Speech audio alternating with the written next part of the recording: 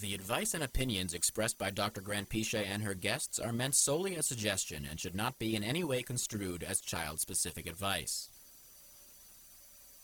Dr. Doreen Granpeesheh is Dr. Doreen is an expert in autism. Doreen Granpeesheh. Dr. Granpeesheh. Dr. Doreen Granpeesheh. Dr. Doreen Granpeesheh is a visionary in the field of autism. Now you can ask her questions on Ask Dr. Doreen. She says, my child is obsessed with trains and buses and will often request to watch videos about trains. This isn't an obsession where he wants to learn more and more about trains.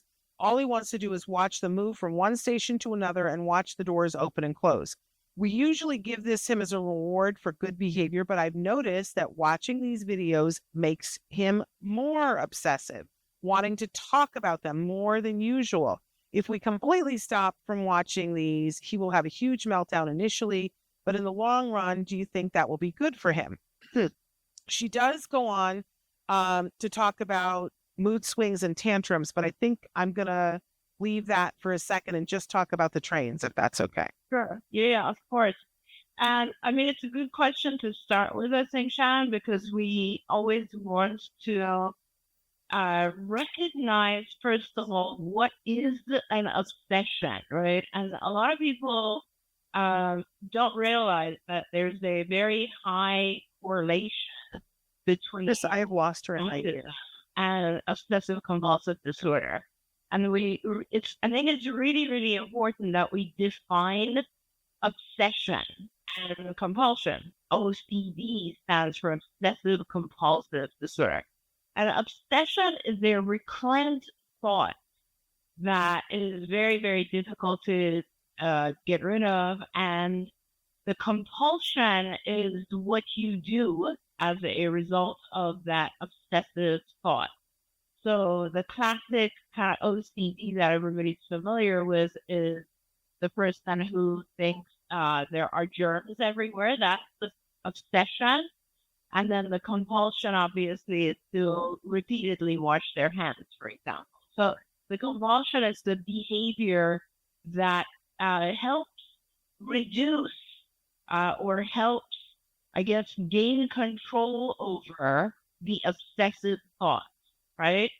So now when you talk about, seeing these obsessive, severe obsessions within autism, I think there are, first of all, now we have a new understanding, which is, these are just recurrent thoughts that are occurring, that are coming up for this individual. And I always like to ask myself, what's causing it? And also, how do I control it? What are some behavioral things that I can do to control it? So I think it's going to be different things for different kids, right? So this is a great example, because trains and buses are a very, very common obsession. Don't ask me why, I don't know. But, going back 20, 30 years, maybe more, I can remember kids that I had who were obsessed with Thomas the Tank Engine. Something about trains is, maybe it's the shape, maybe it's the sound, maybe it's the repetitiveness of the various, parts of the train. I don't know, but a lot of our kids obsess over trains. Now, there are other kids who will obsess over a topic. For example, they'll always only want to talk about geography, or they'll only always want to talk about stars, whatever it is.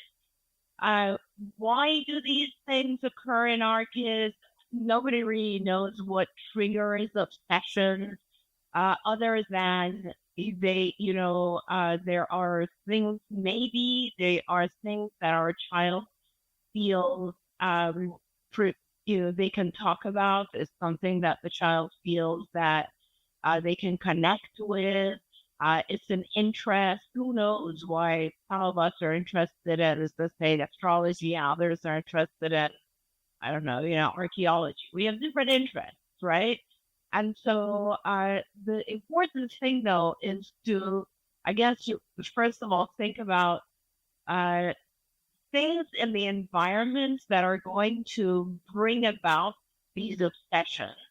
So more activity that engages with trains. Let's say watching trains, watching Thomas the Tank Engine might be satisfying because it is something that the child craves, but it is also going to trigger more of it.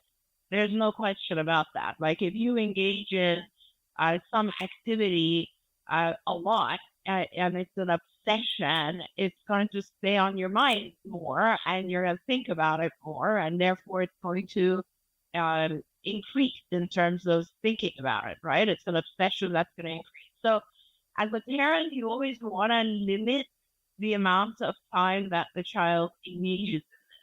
And remember, and it's important to note, I'm not saying you want to eliminate it altogether because this is um, watching those things or talking about those things are the compulsive part of it. And they are they reduce a little bit of the anxiety that is associated with OCD or with obsession. So we don't want to eliminate the child's overall things that they're interested in, things that they want to talk about, things that they're obsessing with.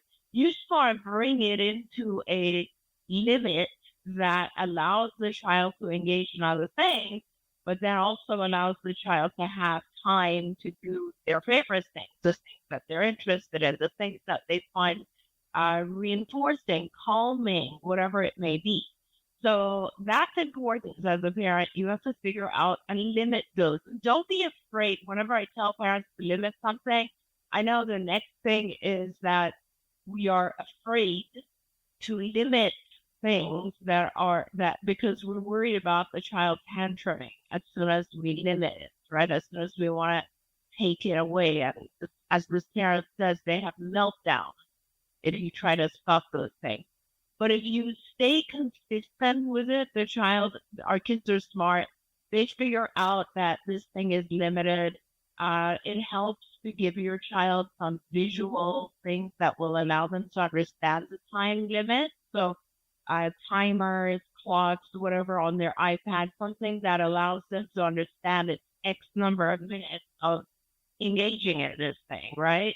So that is important. Visual schedules as a whole are very, very helpful when it comes to things that are anxiety related. And we always want to think of obsessive behaviors as somewhat related to anxiety. I could go on and talk about that for quite a while, but just know that the OCDs were classified under anxiety related disorders. They're very related to having anxiety about something, and it's a compulsion called something, that thought. So you want to set time limits, you want to use visual schedules.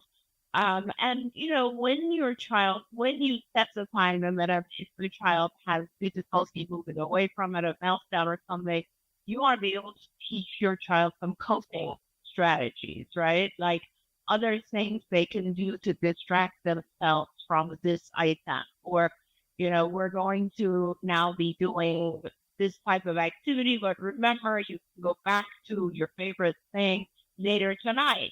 This is actually, as a parent, if you start thinking about these obsessions as really powerful reinforcers, it gives you some strength in the sense that, oh, now I have a really powerful reinforcer that my child wants, and I can use like a token system that will allow my child to gain access to this thing later on.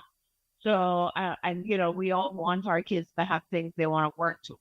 So definitely that is something, token boards that allow our kids to know that they will eventually be able to access this thing. And you want to always, I'm not going to get too much into it. Maybe there will be other questions about this, but one of the reasons that our kids become obsessive about something is that they have a lot of inflexibility.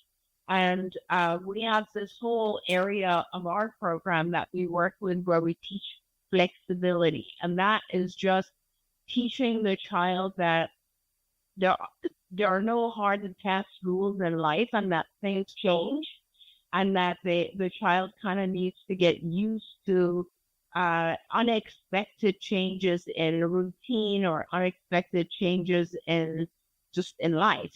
And so that's a whole different discussion, but teaching the child to be flexible always helps with reducing these obsessions as well.